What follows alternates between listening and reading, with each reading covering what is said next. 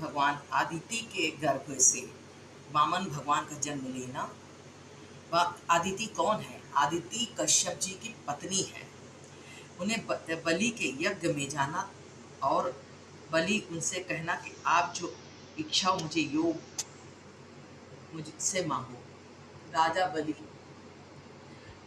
जब इस सुखदेव जी कहते हैं जिस प्रकार ब्रह्मा जी ने आदिति के गर्भ की स्तुति की तो सुनकर अंतर्यामी भगवान भीतर ही बेहतर बहुत प्रसन्न हुए। फिर समय है वह जन्म मरण सुन्न भगवान शीघ्र ही आदिति के गर्भ से उत्पन्न। जिस समय भगवान ने जन्म लिया वह श्रावण महीना था, द्वादशी थी। श्रावण के चंद्रमा थे, अभिजीत मूर्त था। उस समय नक्षत्रों और ग्रहों में बड़े बड़े सुंदर शुभ योग उपस्थित कर दिए थे। दिशाएं जलाशय निर्मल हो गए। हाँ, समग्र प्रसन्नता हुई, शुभ योग था। फूल उठी प्रसन्नता से, फूल उठी पृथ्वी, स्वर्ग आकाश पृथ्वी। जहाँ भगवान पैदा होता था वो सृष्टि तो खुशी हो जाती, ताली बजाती है, खुशियाँ मनाती, प्रसन्न सदुदुंबी मतलब पाणों आदि बजने लगे, चारों तरफ नाच गाना ये सब होने लगा।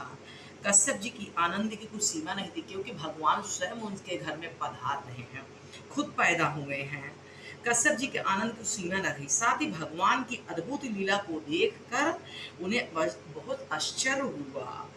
भगवान ने अपना चतुर्भुजी रूप अंतर्ध्यान करा और कश्यप जी को देखते ही देखते उन्होंने चतुर्भुज अंतर्ध्यान करते हुए नवजात शिशु का रूप धारण कर लिया। आपने बहुत सुना होगा कि कितने भगवान ने और जगह जन्म लिया, आपको सब मालूम है, लेकिन कश्यप जी से पैदा हुए इसको भी जानकारी लेना चाहिए।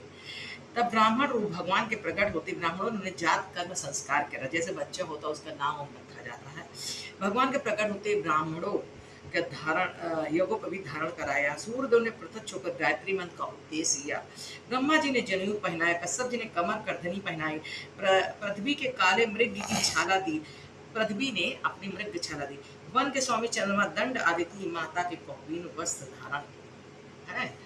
और सूरज जो है देवता के छत्र में मंडलू सप्त ऋषियों भिक्षा पात्र दिया।